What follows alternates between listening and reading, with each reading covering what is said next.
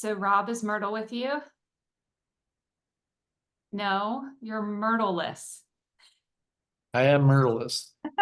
Austin, I have a cat named Myrtle Ah, who actually, I think, yeah, she's so Austin. Yeah, you don't know anything about me. I send out a daily commentary on the business, that I know. and sometimes I put my cat Myrtle in, especially when the CFPB is trying to mess with us. Because see, Myrtle is not a CFPB fan. Or Myrtle. I'm picturing like a squishy face cat just making the you know. Wasn't there was like an ugly cat, Uh-huh. grouchy cat? Well, there was some cat that was famously Anger grumpy. cat. Grumpy cat. Grumpy cat. Thanks, Aaron. Yeah. I forgot. Yeah, grumpy cat. Myrtle's not grumpy, is she? Only with the CFPB, is that what you mean? Myrtle's, are you kidding? Myrtle, yeah. No, she's usually pretty mild mannered. All right. All right. Okay, so I have some trivia for us as we get everybody in today. We see if I can stump Rob? That sounds Smelly fun. cat. Smelly cat. There you go. Smelly Yeah, cat. I'm useless with these, although I did know what French for mortgage is. Oh my gosh. Amy, that's awesome. Amy found it. That's fantastic. All right, first trivia question. The percentage of Americans that don't know what APR means. What do you think? 100? All right, that's not right.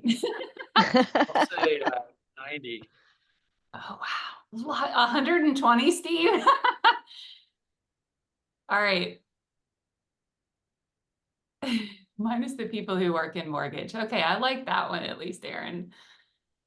These are really high numbers, guys. You do not have a lot of confidence in consumers. Oh, Sarah Wood was actually fairly close, although she only put it to the host. Oh, true, Audrey. So true. And how to explain it. Audrey wants to know how many mortgage people. Maybe we should ask Audrey how many mortgage people don't know how to explain what tip is. That's an interesting one. Yep, Steve said the exact same thing. So actually Rob, what do you think it is? I won't share it. No, I said 90. Oh, you But said I 90. bet more Austin, people know what what do you think? APR stands for than GPT. Okay. I think so. I'm gonna go for about 75. 75. Oh my gosh, you guys, you're so high. It's actually only 33%. Oh, that's great. Yeah, so I thought that was really, it was a good number. Wait a minute. Maybe 33% know what it means, or 33% don't know what it means. I love when we can't hear Melissa. I think it's that many people don't know what it is. It is, yeah. That many people don't know what APR is. Oh, that's all? My mic cut out a little bit, but yeah. How about, all right, I got one more for us. The first year that the mortgage interest rate tax deduction was established. Oh, I don't know that one. Austin should know that. Yesterday. Way before No, just Austin was joking. born. I'll say 1970. 1970. Steve says 1972. 84. I think it's going to be like the late 50s. Late 50s. Okay.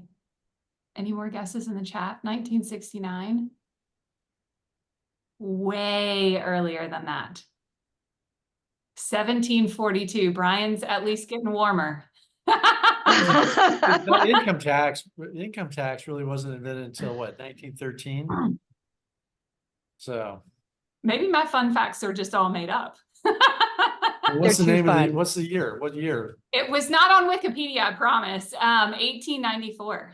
No, 1894. No. The It might income actually tax. it might be 1984, and the article is dyslexic. I will, I don't agree with that. Oh, Gemma, yeah, the question was the first year that the mortgage interest rate tax deduction was established. But you had to have income taxes before you could deduct things from those income And you taxes. did. I have a feeling it really is 1984 and somebody had a flub Yeah. on there. But you know what, Melissa? Yes, sir.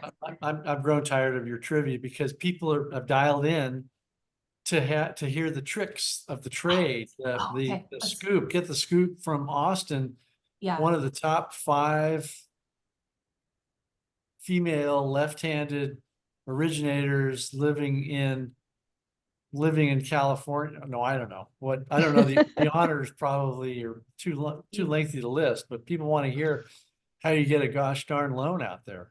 yeah, we definitely need to kick things off. I promise to go ahead and do that. Okay. All right. Y'all are definitely probably all tired of hearing about my trivia. We're here to hear about Austin. Happy Friday, everybody. I'm Melissa Langdale. If we have not met before, as always, joined by Rob Chrisman, who today happens to be on this side for me. And on this side is the lovely Austin Lampson. She's the branch manager of Homeowners Financial Group out of Santa Barbara. And Austin, as Rob mentioned, is also one of the top 5 female loan originators in the country and has been on the top 1% of loan originators in the country since 2014. Is that right, Austin? 2013. 2013. Okay, Yes. dang it.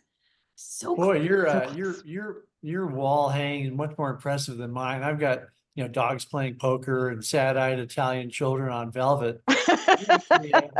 Plaques and accolades. And some art, got my grandmother's stitch work over there too to remind us to be true, right? So Yeah. I saw something, Melissa, flash up about income tax and Woodrow Wilson. Okay. Can you read that out loud It's so Steve says, I can't give thumbs up to 1742 Woodrow Wilson and Rob for knowing income tax came later than the 1700s. yeah. And then Edward said the thinking- mortgage interest rate deduction was introduced in 1913, the same year as the first federal income taxes. Yeah. Says so Gemma says 1894 too. 1894 and 1913. Look at Aaron D going to the Wayback Machine and actually having an opinion about Woodrow Wilson. wow. All right, Incredible. get back to Incredible. mortgage in Austin now. So Austin, are you on the phone like from 7 a.m. to 7 p.m. every day? No. I start working around 8 and I typically end around 6 for client facing communications. I love it. No, but you got to start your day right. So I'll always start my day with my husband, prayer, meditation, workout, and then I check my emails, full disclosure, right? So that it's 5 a.m. and I got to make sure that loan funds just forward Wait, looping all the people. you're looking at your phone while you're doing downward dog or something? I will check my emails before I work out because sometimes you need to check the email and be like, oh, I gotta go work that one out in 6. But to be clear, yeah, first thing in the morning. So you're a very spiritual person. I am. Yeah. Do you go to church on Sundays? I do not. I was raised in Louisiana, and my uncle, who is a truck driving Baptist minister, married my parents and us. So we have a little bit more family involvement than perhaps a normal door to go into. All right, I'm gonna redirect Melissa's back towards Melissa's wondering where I'm going with you're this. killing me. My friend. You're killing me. Okay. Would you rather talk about politics? No, gosh, no. Religion? Okay, no, you're cut off for the next 2 questions. All right, so Austin, you just mentioned like you have a very normal schedule. Most people would think that top producers are just, and being a top producer for as long as you have has got to be exhausting. But if you look on any of your social, you'll see just exactly what you said. You're so involved in so many things with your family and your community and your garden and fishing and there's just, it seems to be a lot of joy in your life. So I'd love to maybe have you share a little bit about maybe that balance that you've been able to find, or what are some of the keys to your success that you feel like really set you up to be that top producer year after year after year. Thank you. Love to. So I believe you have to have a vision and then you have to have discipline around it, right? And it's those two sides of the brain, right? Like I still use the HP12C, and yet I painted that painting, right? So you've got to blend everything together. So I could not have a normal day without a great team, right? So we're here, we're doing this. They're in my emails, they're managing the calls. It's all about that cooperation. What I'll tell anybody, because it can be a struggle bus, you can always put problems ahead of solutions. And so what I would tell anyone is, what do you want your days to look like? Did What do you you want say them to look struggle like? bus? Struggle bus. Boop, boop, just gonna run over in a couple of months, Sure, heard right? that right. So, what do you want your days to look like, right? Are you talking to people? Are you in files? Is that segmented? I like to follow kind of that Ed Milet method where it's, you've got your red time, you've got your green time, and then you've got your personal time. And that doesn't mean that things don't pop up between one and the other that need to be handled. It's always new leads, new deals, follow ups, and problems for our priority list. But if you know what you want your days to look like, then you can backfill those activities and what you may need to shift and say no to or say yes to be able to achieve that. I love it. Does everybody know what red and green time is? Rob, you It don't was know? not a Woodrow Wilson thing, to be But clear. I do have a question when you're done explaining red and green time for the Luddites out there like me who can't manage their time, apparently. Well, red time is your in file, like you're in business. Your green time is your sailing time. Is it a networking event? Is it a face-to-face with a client? Are you meeting with a preferred partner? Deeping dive into them. So I personally like to keep mine segmented because our brains only switch back and forth so well between subjects. So if I am like knee deep and in tax returns and spreadsheets for everything, and then I got to switch gears and like talk to a brand new realtor, I'll be like, PITI? PITI? No, wait, nope, that's not what we're talking about, right? So I like to work to keep mine as segmented as possible. So you've got that brain data in file, putting out fires, the functionality, the management part of our business versus the green time, the social part of our business, the lead generating activities, the things that are going to get you paid. So that's my So definition. when you open up your email, Yeah. this is always an interesting question, I guess. Interesting to me. How do you handle, you've got however many emails are showing up there. Do you go through and delete the ones that you know are totally worthless? Do you go through and challenge the harder, more time-consuming emails first? Do you handle the easier emails first? What goes through your mind when you open up your email and there's all these messages? Sure, of course. So I love a good reading plan in my email, right? So that's where you can see the subject line and the first couple of things, right? Because it might not be the subject line that's actually the relevant point. I do have somebody that helps me with the emails, so I clean them up before she looks. She's not getting on at 5 in the morning. I'm getting on at 5 in the morning to clean them up. So if it's any sort of filing type of concept, like, oh, the appraisal came in and we're going to put it to underwriting, like, great, that goes here. She'll handle a lot of that filing pieces. She'll flag anything that needs my attention. I gave the priority list of new leads, new deals, follow ups, and problems. So I think what everybody needs and everybody wants is to feel heard and to feel safe. We want to feel heard. We want to feel safe. So sometimes, Rob, it's very simply being like, hey, I saw your email. I'm going to dig into this by X amount of time, right? So they're safe. We have a boundary and they're heard, they're acknowledged. And the rule on my team is all emails before our 9 o'clock meeting, all emails need to be touched. That doesn't mean that they're fully answered. It simply means, hey, we heard you. Here's the next step, right? Did that answer your question? It does. And do you send out emails to your clients every day, every week, every month? Do you never send those out? Well, how does that prior client communication work? I do use a keyboard. It's really fancy. Uh, we have points, right? My process, I am a relationship person. I truly believe that responsible lending is one of the greatest community services. If you're good with your home and your plan for your home, you're better at home, you're better a neighbor, it ripples out to your workplace, right? So I am very personally involved in with my clients. And there's certain key points that I am going to no matter what check in on. But client emails are going out all day long, right? It's not necessarily only on me to reply to it, though, even if it's directed to me, right? Like my processor's like, you can't spell. Please stop spelling CD wrong. Like, please do it correctly, right? So sometimes it's very simple, Rob, to say, hey, that's a great question. Let me loop in Melissa, who's going to be able to help better explain that than myself, right?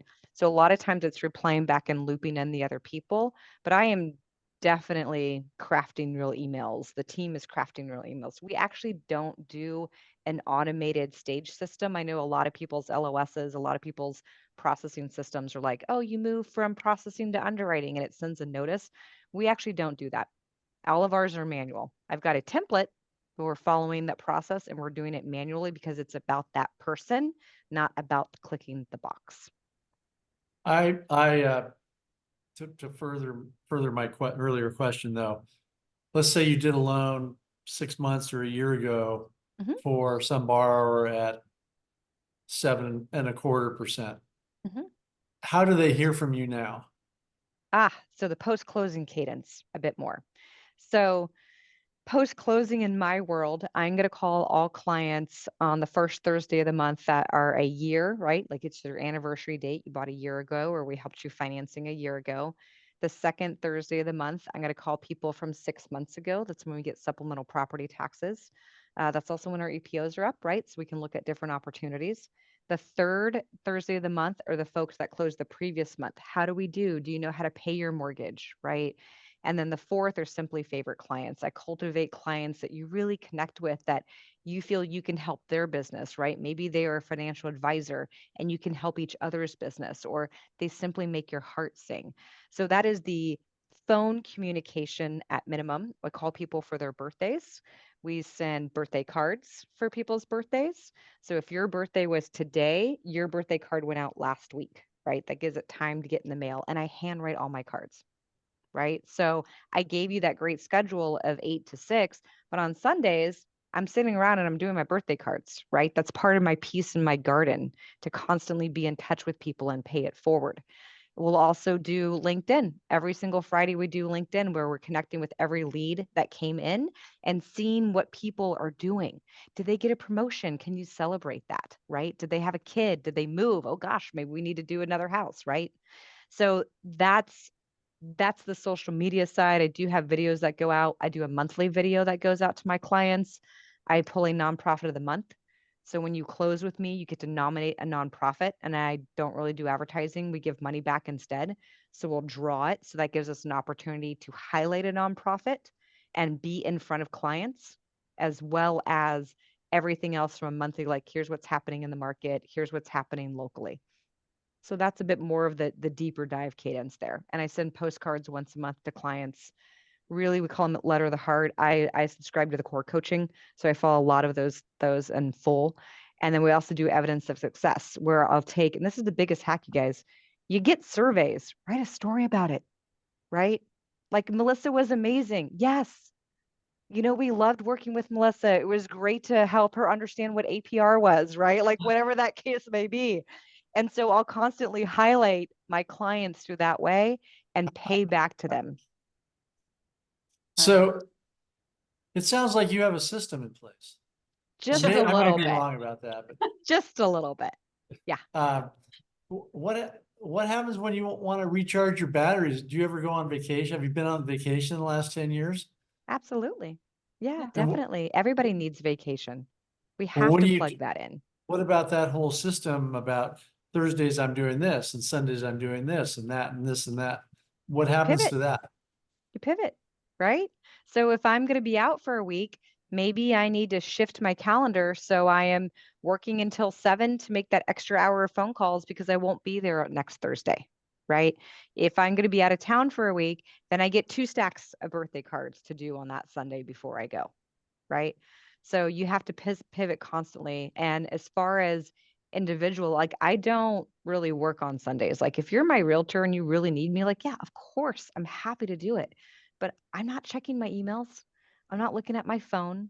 I'm out in the garden. I am getting my spiritual practice in. I'm cleaning chicken coops or going fishing, or right now I'm working on publishing a series of gratitude journals with Amazon, right? Like I'm doing all the other things. I told Melissa I rewrote a song called WAP about milk and cookies. So like, I'm doing silly things like that. That's going to help me unplug and recharge and constantly be able to pour back into people. We do have a Um, question in the chat from John about CRMs. Austin, I'll connect with you offline, and John, I'll send it over to you so that you've got any that you would recommend. Yeah. I want to dig into a little bit. You obviously have a lot of systems. Your superpower is like connecting with others and sharing your authentic self with your community, whether that be in social, whether that be people that you meet face to face. It's totally your gift. But you also have a little bit of challenges in your market right now. I mean, you've talked about being a top producer for as long as you have, but you're in California. Yeah. You've got natural disasters and insurance and inventory challenges. I mean, obviously some of those things affect how you would go through your pre-approval process and really how you think about the value that you bring to both the customers that you work with and referral partners that you work with.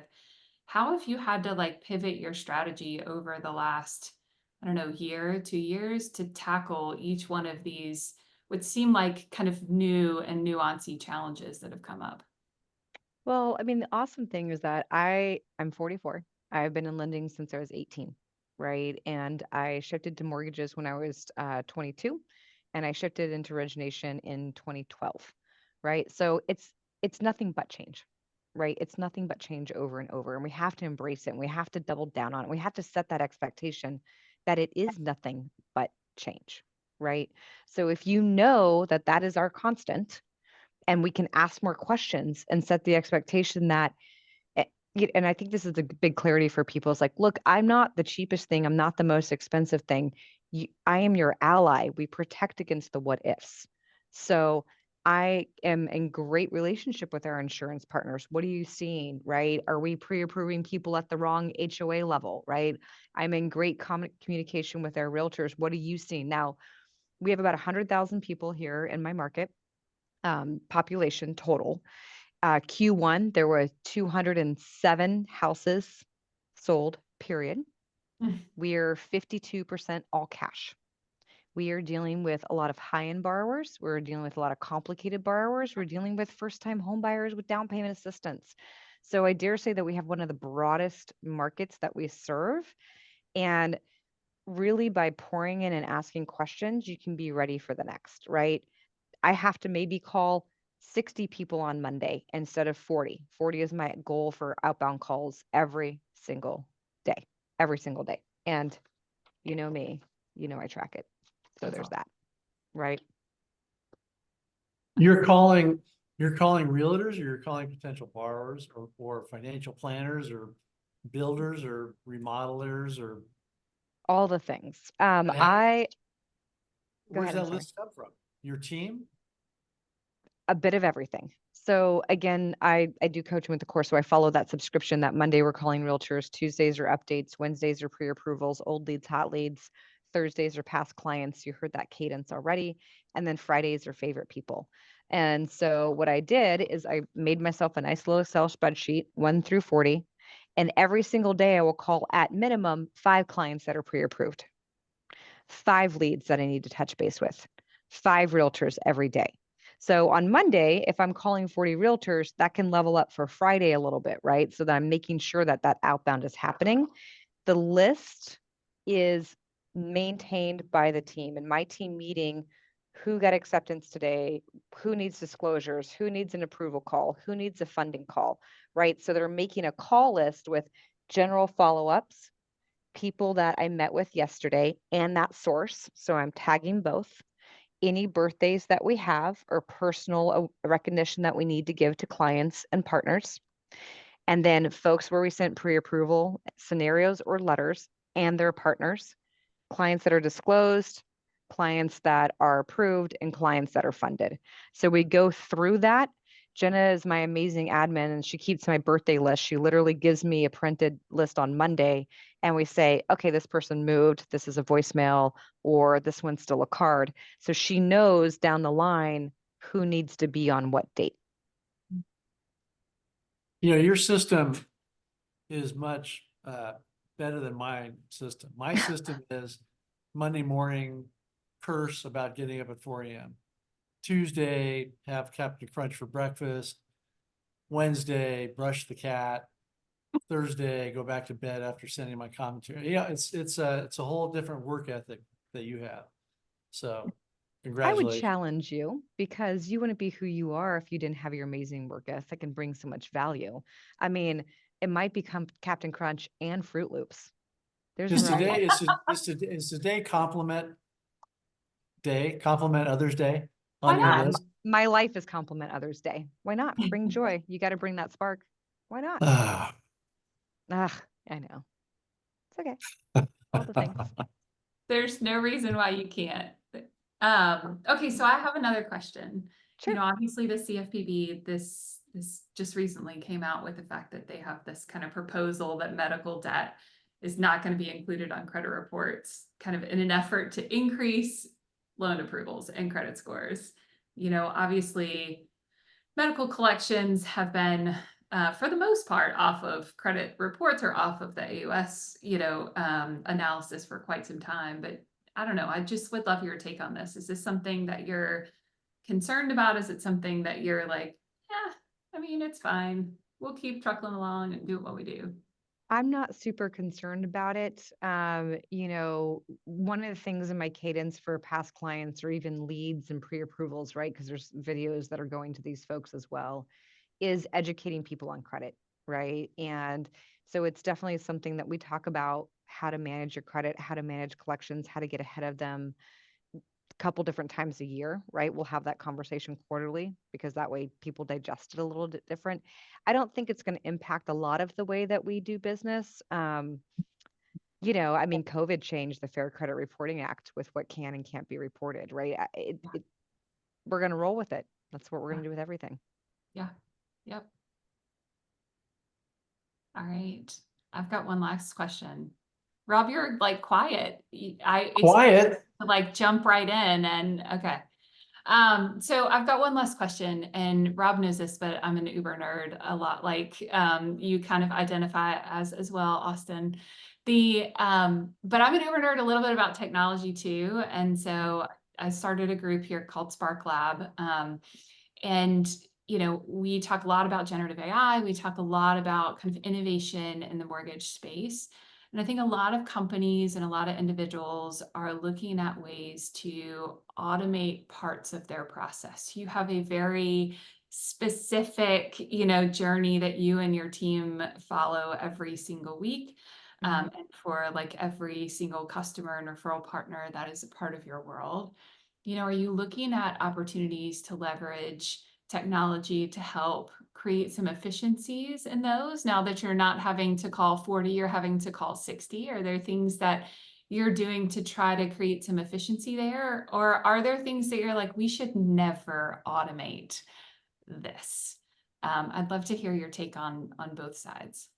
Yeah, I'm not the techiest person. I really am not. Like, I'm great with a spreadsheet once I've had it built, but I will need to resave it so I don't mess it up. So for me, I think a lot of people have fear that AI will replace us, and we all nobody knows the future, right? However, I think we have to realize that people are making decisions and we act in our lives based on emotion, right?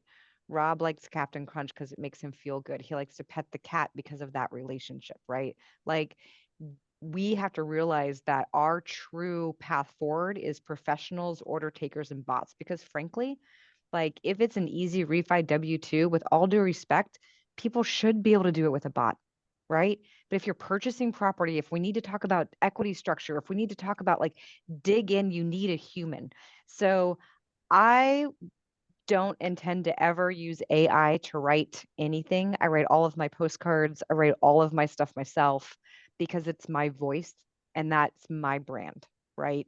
That said, I would love it if AI could be faster than Control F to find something in guidelines. Like it'd be great if I could have AI search all the broker panels for the DSCR difference if it's somebody that's been a co-signer on an investment property versus direct management, not ownership. Like that'd be awesome sauce, right? I So have I some think solutions for that I'll connect you with okay, offline. great. Okay, good, good, good, good, good, good. Right. Like I said, I'm not techie. Like you're like, yeah, okay, that exists, Austin, to be clear, right? So I think that I think using it as a friend, right, versus a foe is super, super key.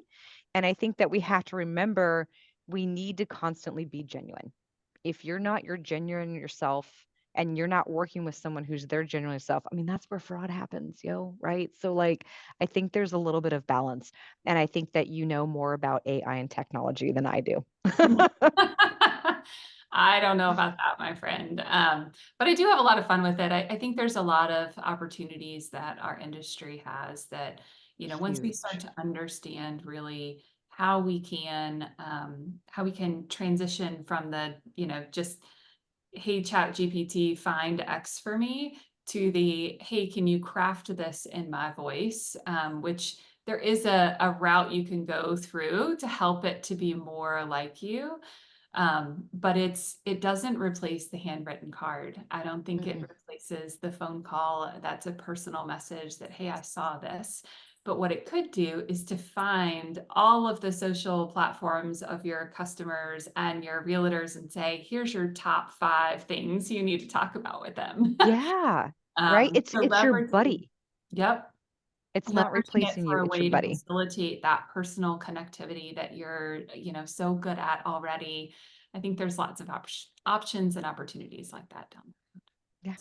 Yeah, definitely. I mean, I'm really excited about it. I really, really am. I think that, any way that we can give time back to people and any way that we can think a little extra is super key, right? Like if I'm tired today, and AI is like, hey, don't forget this. I'm like, oh, thanks, man. I was so sleeping through that one, right? Like that's great. Like it's got to be our buddy. So I'm excited for where it's going to take things, frankly. Me too. All right, we are all up at time, and I normally Wait, normally you throw the last question back at me. What the I heck today? do. Oh gosh. Do Oh you have a gosh. last question for us, Rob? Well, you've caught me off guard here somewhat, but there's a joke, Melissa, Okay. that I will not say on air because it Okay. would probably make you blush. But the joke it starts off by an explorer in America, and he goes to an Indian tribe, and he asks the chief how the Indians are named. And so the chief says, well, they're running deer, there's, a sparkling brook or whatever. So Austin, where did your name come from? Huh? And what are your kids' names? My mother decided when she was pregnant with me, living in New Orleans, because I'm from New Orleans originally, who dat, that I would be named Austin because she was watching TV and the name scrolled across the credits. Girl, boy, didn't matter. I mean, the name was Chesterfield before that, so I'll take Austin all day long, right? Um, and we're not blessed with kids, tried, didn't work out, but I got some great chicken names. I got Janet, Danny Rojas, I got Fluffy, we got Mittens, we got Belle, Bonito, and Bo. So, And what do you do with that's the eggs? I eat them. Absolutely. That many eggs a day? Yeah, I mean, we've got 5 chickens that are relatively producing. My in-laws live on property with us too, so between the 4 of us, we can plow through some eggs, definitely. Yeah, I'm a big gardener and such too, where we eat a lot of what we grow. So you have a compound. I live on an acre. Yep, we have a compound. We fish, we hunt. You know, On Food's your acre? delicious. Well, no, we don't fish on the acre, but we do keep all the rest of the things to do that, and we go All scuba right. diving, all that fun stuff. You gotta I have was room. gonna say, hunting in the Santa Barbara area on an acre probably doesn't sit too well with the neighbors. Yeah, I mean, it'd be a lot of cats and bunnies, and that doesn't sit well with me either. All right. Well, Cool. Austin, thank you so much for joining us today, for sharing, some of your methodology, your insights, your wisdom with all of us. So appreciate it. Yes, Great. thank you. Everybody that joined us, thank you so much for joining us. You have a lot of choices to spend your Friday afternoon, and we're grateful you're here. And I hope everybody online that is a dad has a fantastic Father's Day weekend. And we will see you right back here next week. All right. Happy Thanks, Friday, y'all. everybody. Bye.